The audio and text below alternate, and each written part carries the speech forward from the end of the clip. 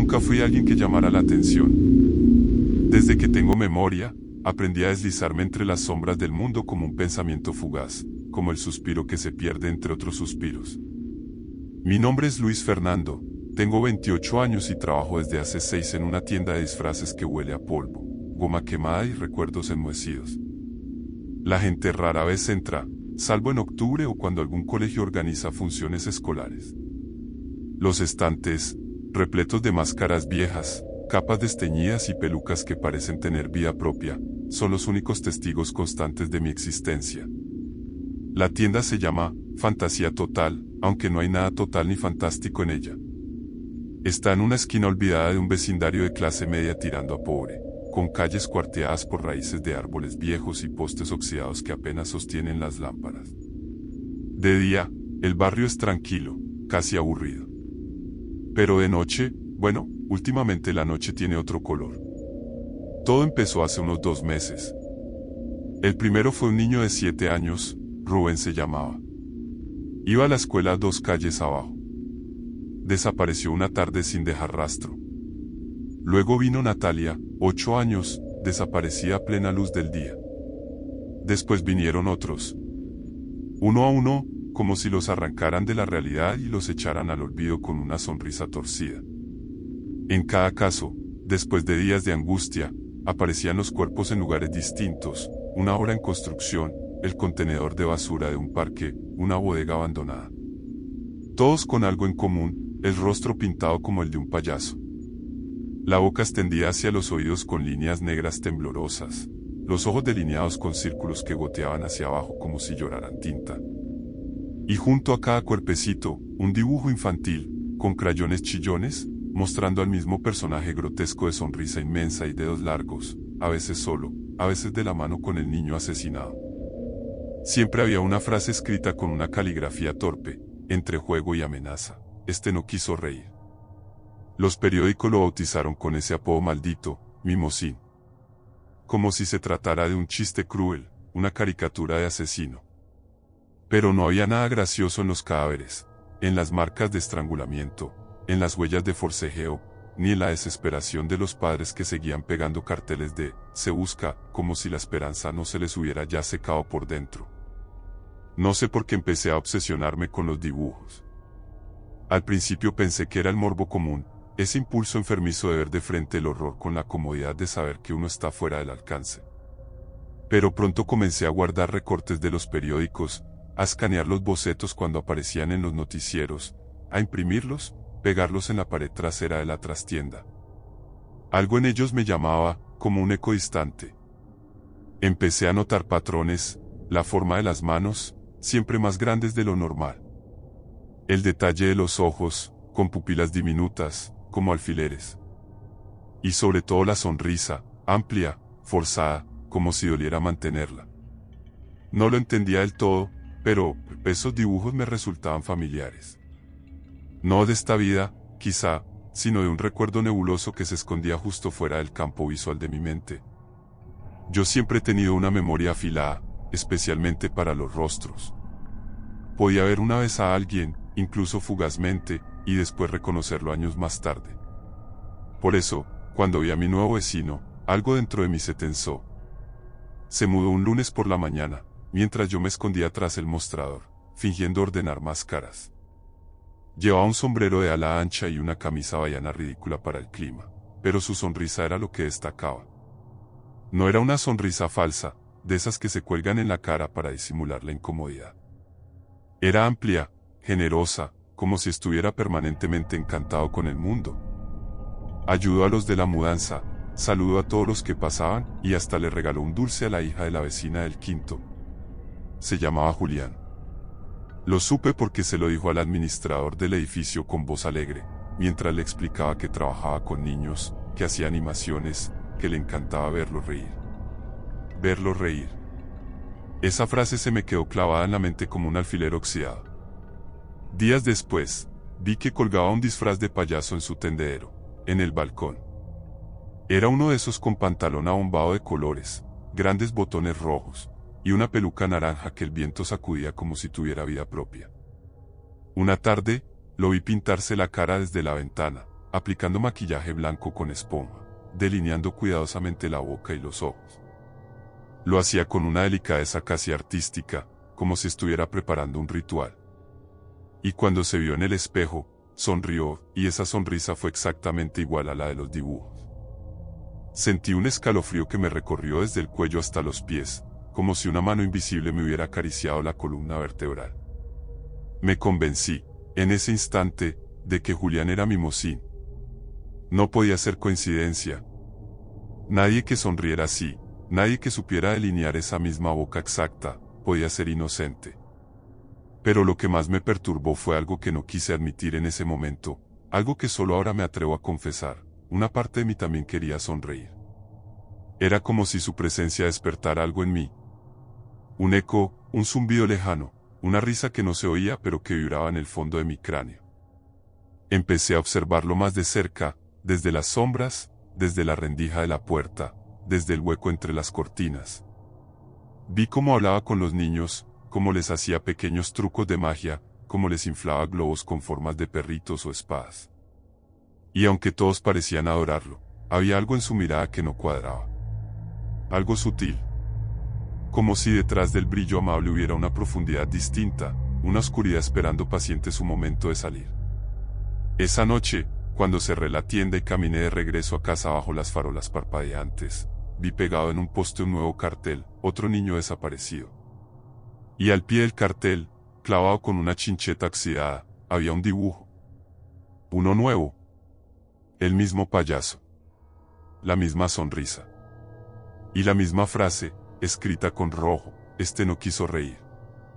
Fue entonces cuando empecé a escuchar esa risa. No afuera, no en la calle, sino adentro. Suave al principio. Como un soplido en la oreja. Como un recuerdo que no quería ser recordado. Y ahí supe que la historia apenas comenzaba. La paranoia no llega de golpe. No entra como un ladrón que derriba la puerta, ni como un alarido que rasga la calma. Llega en gotas. En miradas que duran un segundo más de la cuenta, en silencios que parecen cargados de algo más denso que el aire.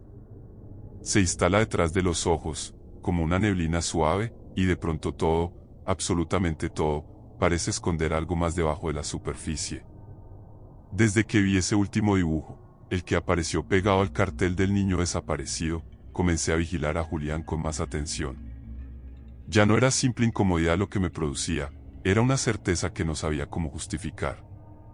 Era el instinto rugiendo en los huesos, la piel alertándome de un peligro que el cerebro aún intentaba racionalizar. Cada noche, al cerrar la tienda, tomaba el bus que me dejaba a unas cuadras del edificio y me apresuraba a llegar a casa para acomodarme tras las cortinas, donde la vista al apartamento de Julián era perfecta. Al principio, no pasaba nada extraño. Lo veía cocinar, leer, moverse con esa calma de quien no tiene nada que ocultar. Pero una madrugada, cuando el vecindario dormía bajo una bruma tibia, lo vi salir. Iba vestido de negro, con una gorra que le cubría la cabeza. Llevaba en la mano una bolsa plástica negra que colgaba, estirada por el peso, como si dentro llevara algo más que basura. Caminaba con paso ligero, pero no apurado. Como quien ha hecho esto antes y sabe exactamente cuánto tiempo tiene antes de que lo noten. No pude dormir esa noche. Cada vez que cerraba los ojos, imaginaba esa bolsa. Me la imaginaba goteando. Me la imaginaba abriéndose lentamente en un parque, con un niño despedazado dentro. Me la imaginaba riéndose. Sí, riéndose. Porque la risa, ahora, estaba en todas partes. En las paredes del apartamento. En el zumbido del refrigerador. En el eco lejano del ascensor. Una risa hueca, infantil, que a veces parecía salir de mi propia garganta cuando no me daba cuenta. Unos días después, mientras organizaba una caja de disfraces viejos en el fondo de la tienda, encontré algo que me hizo detenerme por largo rato. Era un cuaderno de tapas duras, cubierto de polvo y manchas de humedad. No tenía nombre ni fecha. Al principio pensé que era solo una libreta de inventario, de esas que algún empleado había olvidado años atrás. Pero cuando lo abrí, sentí que la temperatura del lugar bajaba varios grados. ¿Eran dibujos? Bocetos hechos a lápiz, algunos apenas comenzados, otros sombreados con detalle enfermizo. Payasos. Docenas de ellos. Algunos con dientes afilados, otros con ojos vacíos como cuencas secas. Pero hubo uno que reconocí de inmediato. Era el mismo que aparecía en los recortes de los crímenes. La misma postura encorvada, la sonrisa torcida hacia el lado izquierdo, las manos demasiado grandes. Y debajo, escrita con letra de niño, la frase ya maldita, este no quiso reír. Sentí un mareo, como si todo el aire del mundo se hubiera concentrado en ese papel. No entendía por qué ese cuaderno estaba ahí, ni de quién podía ser. Revisé la parte de atrás de la hoja, buscando algún rastro, una firma, una pista, pero no encontré nada. Solo páginas y páginas de horrores pintados con lápices suaves, como si el autor hubiera disfrutado acariciar cada línea de esas muecas monstruosas. Lo guardé en una bolsa y lo escondí en casa. Desde entonces, mis sueños comenzaron a pudrirse. Ya no soñaba con mi rutina ni con recuerdos viejos, sino con niños. Niños que entraban riendo a la tienda, con narices rojas pegadas con cinta, con mejillas pintadas de rosa, con los ojos muertos pero abiertos. Soñaba que me rodeaban y bailaban a mi alrededor, mientras una música de carrusel sonaba desde algún lugar lejano. Serpentinas de colores caían del techo como lluvia viscosa, pero estaban manchadas de sangre, y la sangre no se secaba, sino que salpicaba, tibia, mis manos, mi ropa, mis zapatos. En el centro del círculo, estaba yo, con una peluca roja, riéndome a carcajadas, sin poder parar. Me despertaba gritando, con la garganta seca y la espalda empapada. No lo conté a nadie. No tengo a quién contarle, en realidad. Mis padres están muertos desde hace años y los pocos conocidos que tengo son tan grises como yo. Pero aún así, comencé a hablar solo. A preguntarme en voz alta si estaba perdiendo la cabeza, si todo esto no era más que un rompecabezas inventado por mi mente. Aunque cada noche, al ver a Julián maquillarse o salir de nuevo con su bolsa negra, esa vocecita lógica se hacía cada vez más débil. Un día, desapareció un niño que solía frecuentar la tienda. Se llamaba Gabriel. Tendría unos 10 años. Venía a veces después del colegio, a mirar los disfraces sin comprarlos. Le gustaban especialmente los de superhéroes. Me preguntaba cosas como cuánto pesaba una capa de verdad, o si los trajes de los Vengadores eran lavables. No hablaba mucho, pero tenía esa curiosidad honesta que uno olvida al crecer. Y de pronto, desapareció. No lo volví a ver. 3 días después, apareció su rostro en los postes, en los noticieros, en las voces desesperadas de sus padres. Nadie sabía nada. Nadie había visto nada. Pero yo sí. Yo sabía que Julián estuvo fuera la noche anterior. Yo sabía que al día siguiente, su balcón tenía una mancha en el piso, como si algo hubiera goteado y luego alguien hubiera limpiado con torpeza. Esa noche, me decidí a seguirlo. Esperé en la oscuridad, pegado al vidrio como una sombra más. Cuando salió, iba vestido como siempre, ropa deportiva, gorra, zapatillas. Pero llevaba una maleta. Una maleta azul marino, con ruedas que no hacían ruido. En la otra mano, algo que brillaba tenuemente bajo la luz de la farola, un globo rojo. Atado con un cordel, flotando con ligereza. Lo llevó con una delicadeza absurda, como si se tratara de una criatura viva. Lo seguí a pie, manteniendo distancia. Él no miró atrás ni una sola vez. Caminó unas 6 cuadras, hasta llegar al parque. No el grande, no el central. Uno pequeño, casi olvidado, con columpios oxidados y una fuente sin agua que llevaba años seca. Entró sin prisa. Se detuvo junto a un banco y se sentó. Colocó la maleta a un lado. El globo seguía atado a su muñeca. Me escondí tras un árbol, a unos 20 metros. Apenas podía ver su silueta, pero la postura, la calma, todo tenía un aire ritual. Como si estuviera esperando algo.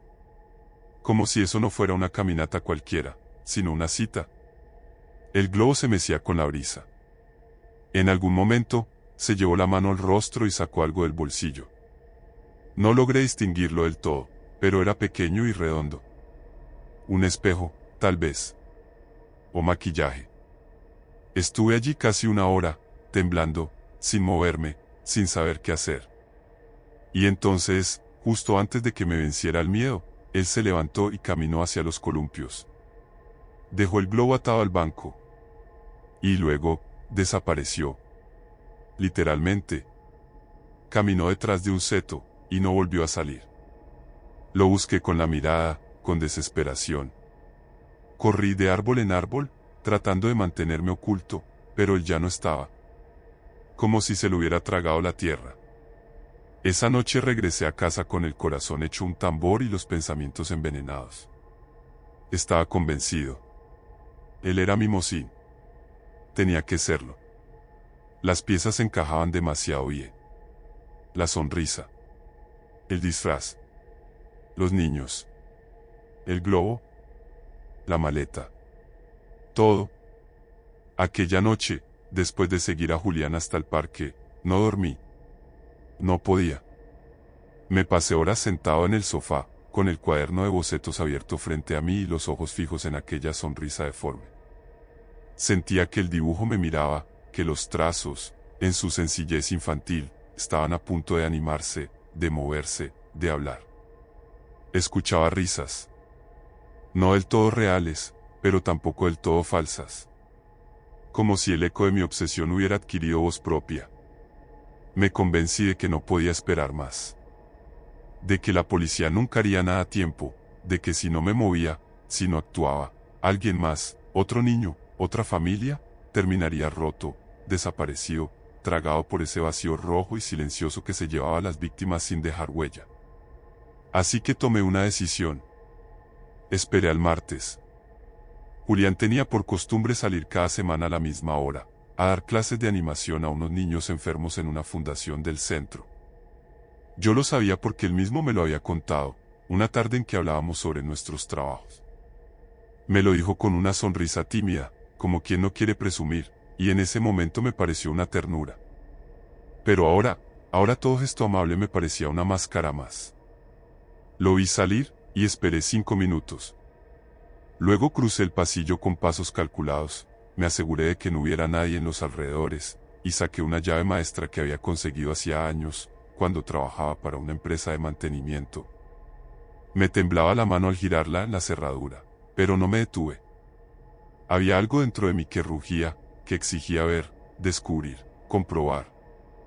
Que necesitaba, como una droga, la confirmación de lo que tanto temía. El apartamento olía a cera derretida y desinfectante.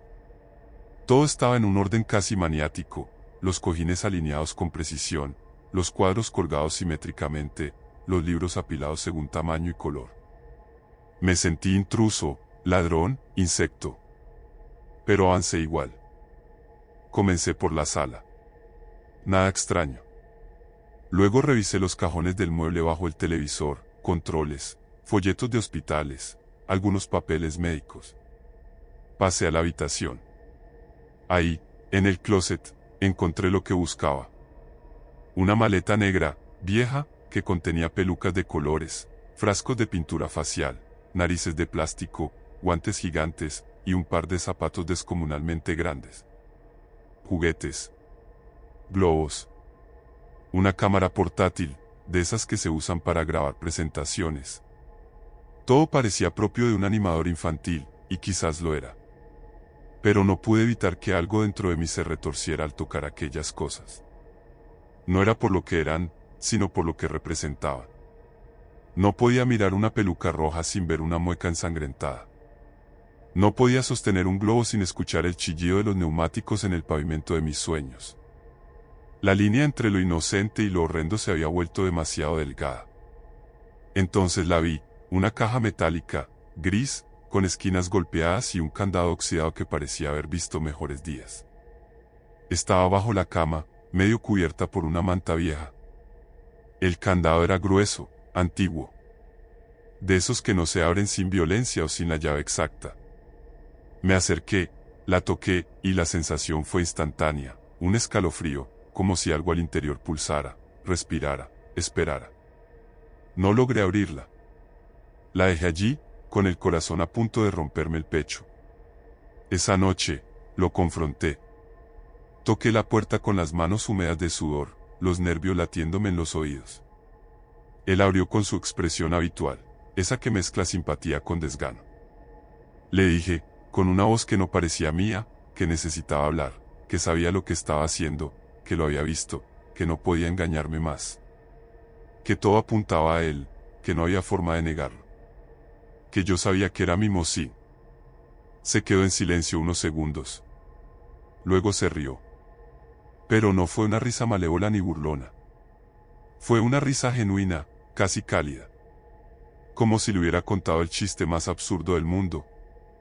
Me dijo, como quien consuela a un niño que ha tenido una pesadilla, que entendía mi preocupación, que los tiempos eran oscuros, que los medios estaban llenos de miedo, pero que él no tenía nada que ver. Me invitó a pasar, y me mostró fotos. Fotos reales. De él en hospitales, con niños enfermos. Él pintándoles la cara, haciéndolos reír, entregándoles globos con formas de animales. En todas las imágenes, él sonreía con tristeza, con esa alegría a medias que tienen los que están en contacto frecuente con el dolor. Me dijo que hacía eso desde hacía años. Que no todos los que se visten como payasos son monstruos. Y por un momento, lo creí. Esa noche no dormí. Y al día siguiente, la policía tocó su puerta. Al parecer, alguien más había comenzado a sospechar de él. O tal vez fui yo mismo, en un acto del que no quise ser consciente. No importa. Lo interrogaron, revisaron su apartamento, inspeccionaron su maleta, buscaron en su cámara. No encontraron nada incriminatorio. Ni fotos extrañas. Ni videos ocultos. Ni rastros de sangre. Nada. Julián me saludó al pasar, con una sonrisa cansada. No había rencor en su mirada. Solo decepción. Como quien esperaba más de mí. Yo, en cambio, me sentí roto. Como si el mundo hubiera girado sobre sí mismo y me hubiera dejado del lado equivocado de la realidad. ¿Y si todo lo había imaginado? ¿Y si mi mente me había traicionado? ¿Y si Julián era, en efecto, un hombre bondadoso que solo quería aliviar el sufrimiento infantil, y yo lo había convertido en un demonio por mi propia necesidad de encontrar culpables? Empecé a dudar de todo. De los dibujos, de los sueños, incluso del cuaderno que guardaba bajo llave en casa. Me dije que debía dejarlo ir, que debía hacer las paces con mi mente, que era solo el estrés, la presión, las noticias. Que estaba enfermo. Que necesitaba ayuda.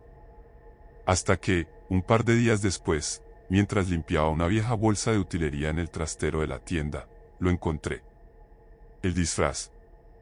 Estaba envuelto en una bolsa negra, como si alguien hubiera querido esconderlo, pero no destruirlo. Al abrirlo, me invadió el olor de polvo rancio, de tela antigua y sudor seco. Era idéntico. No parecido. Idéntico. A los dibujos. A los bocetos. A las figuras que aparecían pegadas en los postes. El mismo diseño retorcido, los mismos colores marchitos, la misma pajarita azul chillón. Y dentro del disfraz, cuidadosamente doblada, estaba una cinta VHS. Sin etiquetas. Sin marcas. Solo un trozo de cinta magnética que parecía susurrar desde su interior. No sabía qué iba a encontrar en ella. Pero supe, en ese instante, que ya no podía huir. Que la verdad, fuera cual fuera, me había estado esperando. Acechando. Respirándome en la nuca. Y que yo estaba a punto de mirarla a los ojos. Tuve que buscar una videocasetera. No fue fácil. Terminé en el trastero del edificio, donde el portero guardaba electrodomésticos viejos. Encontré una cubierta de telarañas, con los cables enredados como serpientes muertas. La conecté a un viejo televisor de tubo que aún tenía en mi cuarto de huéspedes. Todo estaba oscuro. Encendí la lámpara de escritorio y dejé que su luz mortecina cubriera la pantalla como una aureola enferma. Inserté la cinta. El zumbido del cabezal fue lo primero que sonó, seguido de una estática densa y sucia, como si el aparato dudara en reproducir algo que no debería existir. Y entonces, La imagen apareció. Era una grabación casera, sin edición, sin cortes. Un plano fijo. La cámara colocada sobre una mesa, ligeramente ladeada. Una habitación cerrada. Las paredes de concreto pelado. Un bombillo colgando del techo, lanzando sombras que temblaban con cada movimiento del aire. En el centro, una figura disfrazada de payaso, torpe, grotesca, con la pintura desbordándosele por las mejillas, como si hubiese llorado demasiado tiempo con la cara maquillada. No era Mimosín exactamente como lo recordaba, no el dibujo, no la figura de los postes, pero era su espíritu. Lo era. Se movía con pasos exagerados, ridículos, fingiendo tropezar con sus propios pies, agitando globos, haciendo ruidos cómicos que resonaban con un eco metálico en aquella habitación sin ventanas. Frente a él, atado a una silla, había un niño. No tendría más de 8 años. No gritaba. No lloraba. Solo lo miraba con los ojos abiertos de par en par, como si estuviera atrapado entre el horror y la incomprensión. Como si aún no decidiera si aquello era un juego muy cruel o una pesadilla de la que no iba a despertar jamás. El payaso seguía con su rutina. Se tiraba al suelo. Se golpeaba la cabeza con una bocina de bicicleta. Hacía un malabar con pelotas de tenis. Reía. Pero el niño no.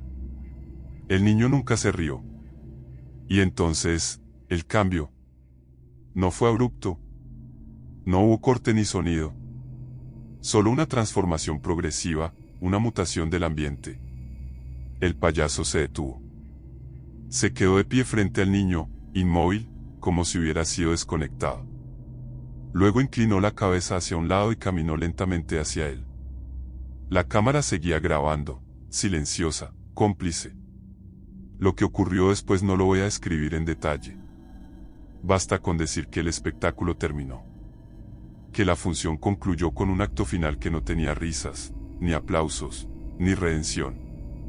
Solo sangre que no se veía, pero que se sentía. Apagué el televisor de inmediato. Pero el silencio que quedó fue peor. No era un silencio vacío. Era un silencio lleno. Lleno de algo espeso, denso, innegable. Me levanté, temblando, y entonces lo escuché.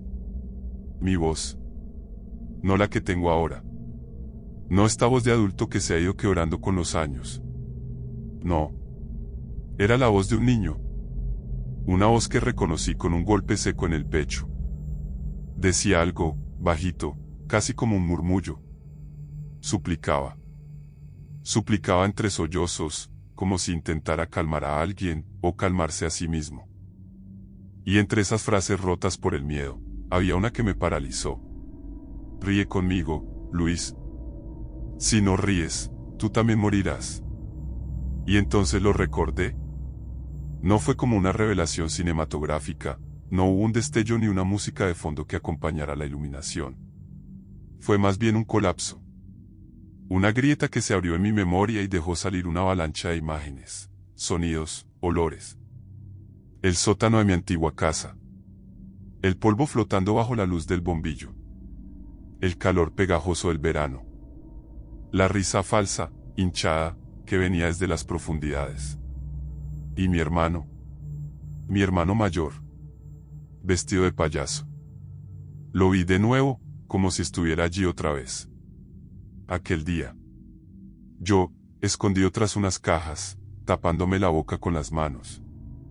Él, con el rostro pintado de blanco, con una sonrisa dibujada en carmín, con una voz suave que me pedía que riera. Que me rogaba que no lo delatara. Que me susurraba que si no me unía a la función, el siguiente número sería conmigo. Recuerdo haber llorado tanto que no podía ver. Recuerdo que, cuando todo terminó, me abrazó. Me dijo que era nuestro secreto. Que los adultos no entenderían. Que lo hacíamos por diversión. Que a veces, los niños malos necesitaban una lección. Mi hermano murió años después. Un accidente de tránsito. Lo enterramos con sus secretos. O eso creí. Lo suprimí.